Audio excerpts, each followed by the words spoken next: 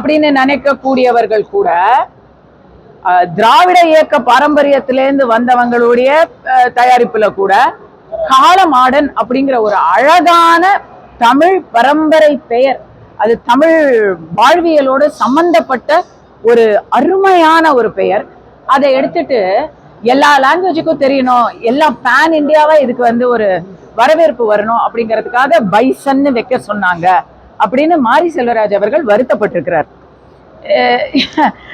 கந்தாரா அப்படிங்கிற பேரு துளு மொழியை சேர்ந்த ஒரு பெயர், அது கன்னடம் கூட இல்ல, துளு மொழியை சேர்ந்த பெயர். அந்த கந்தாராங்கிற பேர் இன்னைக்கு பட்டி தொட்டி எல்லாம் பிரபலம், இந்த ஹாலிவுட் வரைக்கும் பேசிக்கிட்டு இருக்கு. பாகுபலி அப்படிங்கிறது வந்து உலகம் முழுக்க தெரிந்த ஒரு பெயர். ஆவேசம், பைங்கிளி அப்படின்னு மலையாளத்துல பேர் வச்சிட்டு இருக்காங்க. அவங்களையெல்லாம் நம்ம கொண்டாடிக்கிட்டு தான் இருக்கோம். அப்போ காலமாடன் அப்படிங்கிற பேரோ இல்ல டியூடுக்கு பதிலா ஒரு வேற ஏதாவது ஒரு கெத்து அப்படிங்கிற ஒரு பேரோ ஏதோ ஒரு பேர் வச்சா அது வந்து நம்முடைய ஜென்ஜிக்கு அதெல்லாம் பிடிக்காதுன்னு நினைக்கிறீங்களா? அது வந்து ரொம்ப தவறான ஒரு கண்ணோட்டம். எனக்கும் ஒரு ஜென்ஜி பொண்ணு இருக்குது, அந்த பொண்ணுக்கு டீனேஜ் தான்.